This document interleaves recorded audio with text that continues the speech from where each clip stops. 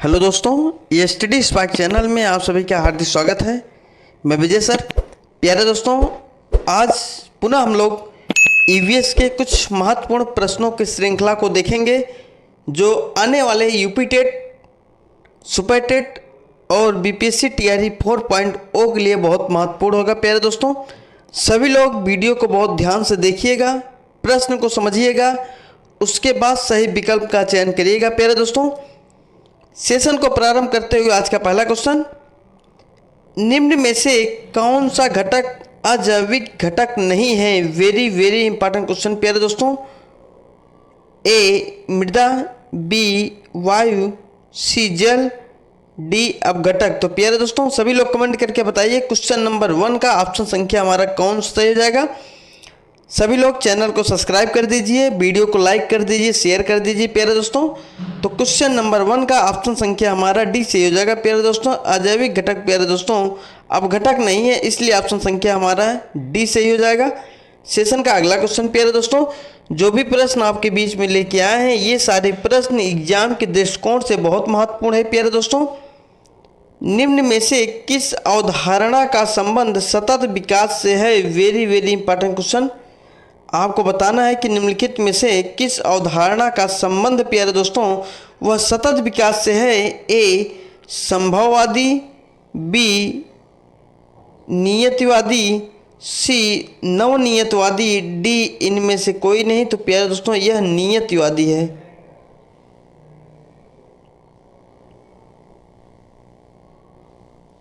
नियतिवादी typing error है। तो प्यारे दोस्तों सभी लोग कमेंट करके बताइए ऑप्शन संख्या हमारा कौन सा हो जाएगा क्वेश्चन नंबर 2 का। तो प्यारे दोस्तों क्वेश्चन नंबर 2 का ऑप्शन संख्या हमारा सी सही हो जाएगा। नवनियतिवादी, नवनियतिवादी जो है प्यारे दोस्तों यह सतत विकास से संबंध है, इसलिए ऑप्शन संख्या हमारा सी सही हो जाएगा। सेशन का अगला क्वेश्चन प्यारे दोस्तों,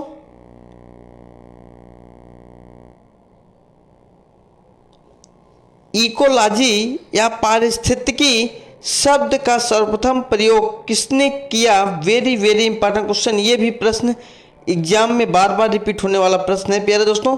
तो सभी लोग कमेंट करके बताइए इकोलॉजी शब्द का सर्वप्रथम प्रयोग किसने किया था प्यारे दोस्तों। ए लिंडमैन, बी ल्यूवेनहॉक, सी अर्नेस्ट हैकल, डी टेंसले। तो प्यारे दोस्तों इकोलॉजी शब्द का सर्वप्रथम प्रयोग किसने किया था? सभी लोग कमेंट करके बताइए क्वेश्चन नंबर 3 का ऑप्शन संख्या हमारा कौन से हो जाएगा? किसने किया था? अर्नेस्ट हैकल ने किया था प्यारे दोस्तों, इसलिए ऑप्शन संख्या हमारा सी सही हो जाएगा। सेशन का अगला क्वेश्चन प्यारे दोस्तों, ये सारे प्रश्न एग्जाम के दृष्टिकोण से बहुत ही महत्वपूर्ण है, इसलिए आप लोग वीडियो को पूरा देखिएगा, चैनल को सब्सक्राइब करिएगा, वीडियो को लाइक करिएगा प्यारे दोस्तों। निम्न में से कौन सा इकोसिस्टम मानव निर्मित है? वेरी इंपॉर्टेंट क्वेश्चन प्यारे दोस्तों।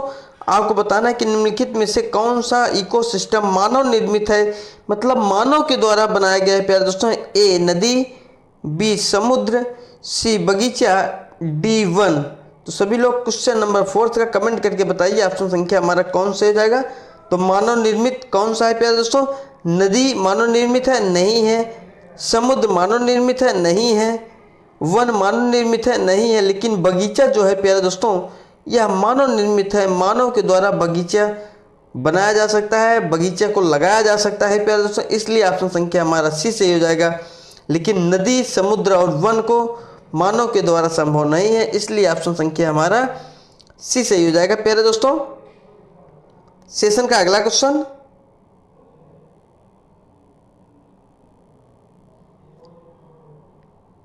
निम्न में से मृतोपजीवी होते हैं? Very important question. आपको बताना है कि निम्नलिखित में से मृतोपजीवी होते हैं प्यारे दोस्तों। ए उपभोक्ता, बी उत्पादक, सी अपघटक, डी इनमें से कोई नहीं। तो क्वेश्चन नंबर 5 का सभी लोग कमेंट करके बताइए ऑप्शन संख्या हमारा कौन सा हो जाएगा। तो क्वेश्चन नंबर 5 का ऑप्शन संख्या हमारा सी से हो जाएगा। अपघटक प्यारे दोस्तों मृतोपजीवी होते हैं, इसलिए ऑप्शन संख्या हमारा सी सही हो जाएगा। सेशन का अगला क्वेश्चन, ऊर्जा का पिरामिड सदैव कैसा होता है? Very important question. यह प्रश्न एग्जाम में बार बार रिपीट होता है, चाहे यूपी टेट हो, सुपर टेट हो, यह प्रश्न कई बार रिपीट हुआ है प्यारे दोस्तों, तो सभी लोग कमेंट करके बताइए ऊर्जा का पिरामिड सदैव कैसा होता है प्यारे दोस्तों। ए सीधा, बी उल्टा, उल्टा टाइपिंग थोड़ा एरर है, उल्टा, सी ए और बी दोनों, डी ना तो ए ना तो बी। तो सभी लोग कमेंट करके बताइए क्वेश्चन नंबर 6 का ऑप्शन संख्या हमारा कौन से हो जाएगा। ऊर्जा का पिरामिड जो होता है प्यारे दोस्तों वह सदैव सीधा होता है, इसलिए ऑप्शन संख्या हमारा ए सही हो जाएगा। सेशन का अगला क्वेश्चन प्यारे दोस्तों, निम्न में से कौन सी फसल रबी की फसल नहीं है। वेरी वेरी इंपॉर्टेंट क्वेश्चन, आपको बताना है कौन सी फसल रबी की फसल नहीं है।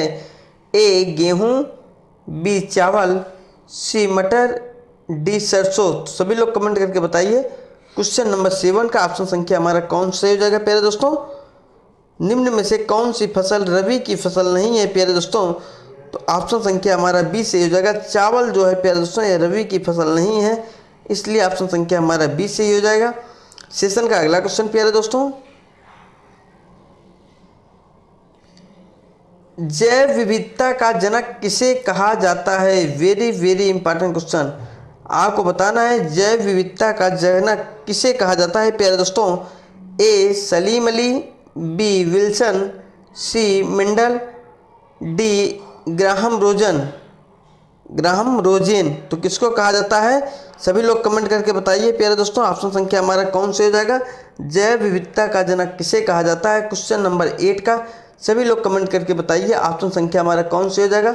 सभी लोग जल्दी जल्दी कमेंट करके बताइए। जैव विविधता का जनक प्यारे दोस्तों विल्सन को कहा जाता है, इसलिए ऑप्शन संख्या हमारा बी सही हो जाएगा। सेशन का अगला क्वेश्चन प्यारे दोस्तों, ये सारे प्रश्न एग्जाम के दृष्टिकोण से बहुत ही महत्वपूर्ण है, इसलिए वीडियो को ध्यान से देखिए, चैनल को सब्सक्राइब कर दीजिए, वीडियो को लाइक कर दीजिए प्यारे दोस्तों। निम्न में से किस क्रांति का संबंध दुग्ध उत्पादन से है।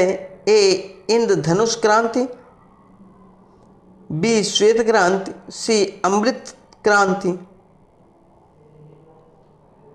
डी हरित क्रांति। तो प्यारे दोस्तों सभी लोग कमेंट करके बताएं क्वेश्चन नंबर 9 का ऑप्शन संख्या हमारा कौन से हो जाएगा।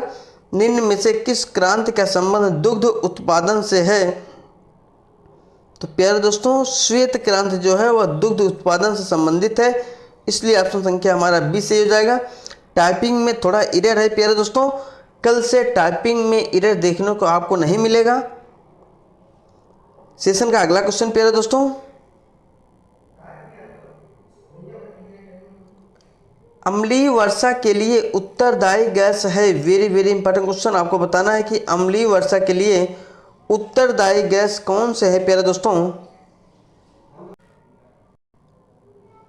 ए nitrogen dioxide, B carbon monoxide, C sulphur dioxide, D A और सी दोनों। तो सभी लोग कमेंट करके बताएं क्वेश्चन नंबर 10 का ऑप्शन संख्या हमारा कौन सा हो जाएगा प्यारे दोस्तों। अम्लीय वर्षा के लिए उत्तरदायी गैस हैं A nitrogen dioxide, B carbon monoxide, C sulphur dioxide, D A और सी दोनों। तो सभी लोग कमेंट करके बताइए क्वेश्चन नंबर 10 का ऑप्शन संख्या हमारा कौन सा हो जाएगा प्यारे दोस्तों। तो ऑप्शन संख्या हमारा डी से हो जाएगा, ए और सी दोनों, नाइट्रोजन डाइऑक्साइड और सल्फर डाइऑक्साइड अम्लीय वर्षा के लिए उत्तरदायी गैस है प्यारे दोस्तों, इसलिए ऑप्शन संख्या हमारा डी सही हो जाएगा। सेशन का अगला क्वेश्चन प्यारे दोस्तों, ये सारे प्रश्न एग्जाम के दृष्टिकोण से बहुत ही महत्वपूर्ण है, इसलिए वीडियो को सभी लोग बहुत ध्यान से देखिएगा, प्रश्न को समझिए, प्रश्न के पैटर्न को जानिए कि किस प्रकार के प्रश्न एग्जाम में पूछे जाते हैं प्यारे दोस्तों। निम्नलिखित में से कौन सा रंग इंद्रधनुष के मध्य में दिखाई देता है। वेरी वेरी इंपॉर्टेंट क्वेश्चन, आपको बताना है कि निम्नलिखित में से कौन सा रंग इंद्रधनुष के मध्य में दिखाई देता है। ए नीला, बी हरा, सी लाल, डी पीला। तो सभी लोग कमेंट करके बताइए क्वेश्चन नंबर 11 का ऑप्शन संख्या हमारा कौन सा हो जाएगा। सभी लोग जल्दी जल्दी कमेंट करके बताइए, यह प्रश्न आपको कराया जा चुका है। आपको बताना है कि निम्नलिखित में से कौन सा रंग इंद्रधनुष के मध्य में दिखाई देता है। तो प्यारे दोस्तों मध्य में कौन सा दिखाई देता है, हरा दिखाई देता है, इसलिए ऑप्शन संख्या हमारा बी सही हो जाएगा। सेशन का अगला क्वेश्चन प्यारे दोस्तों, सुंदरवन डेल्टा का निर्माण करने वाली नदियां हैं। वेरी वेरी इंपॉर्टेंट क्वेश्चन प्यारे दोस्तों, ये भी प्रश्न एग्जाम में कई बार रिपीट हुआ है। तो आपको बताना है कि सुंदरवन डेल्टा का निर्माण करने वाली नदियां हैं प्यारे दोस्तों। ए गंगा और ब्रह्मपुत्र, बी गंगा और सिंधु, सी सिंधु और झेलम, डी गंगा और झेलम। तो सभी लोग कमेंट करके बताइए सुंदरवन डेल्टा का निर्माण करने वाली नदियां हैं प्यारे दोस्तों। तो ऑप्शन संख्या हमारा कौन से हो जाएगा? ऑप्शन संख्या हमारा ए सही हो जाएगा, गंगा और ब्रह्मपुत्र प्यारे दोस्तों सुंदरवन डेल्टा का निर्माण करने वाली नदियां हैं, इसलिए ऑप्शन संख्या हमारा ए सही हो जाएगा। सेशन का अगला क्वेश्चन प्यारे दोस्तों,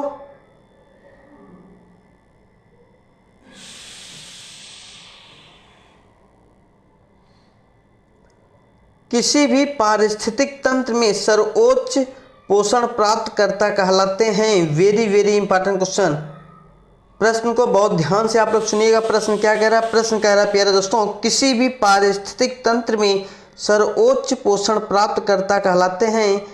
ए उत्पादक, बी उपभोक्ता, सी अपघटक, डी इनमें से कोई नहीं। तो प्यारे दोस्तों ऑप्शन संख्या हमारा कौन सा सही हो जाएगा? ऑप्शन संख्या हमारा सी सही हो जाएगा, अपघटक कहलाते हैं। क्या कहलाते हैं? अपघटक कहलाते हैं, इसलिए ऑप्शन संख्या हमारा सी सही हो जाएगा।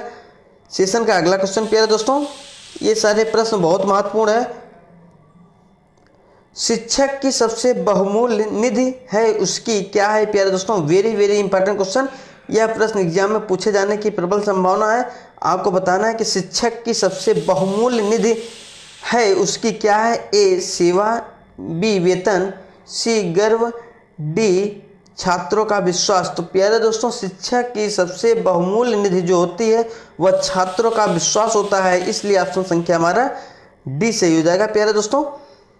सेशन का अगला क्वेश्चन, ये सारे प्रश्न एग्जाम में बार बार रिपीट होने वाले प्रश्न है और बहुत महत्वपूर्ण है प्यारे दोस्तों।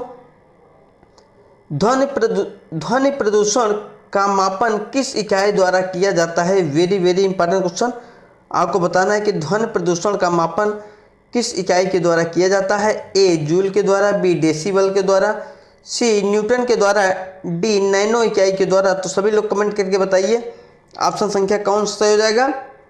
ध्वनि प्रदूषण का मापन प्यारे दोस्तों डेसिबल के द्वारा किया जाता है, इसलिए ऑप्शन संख्या हमारा बी सही हो जाएगा।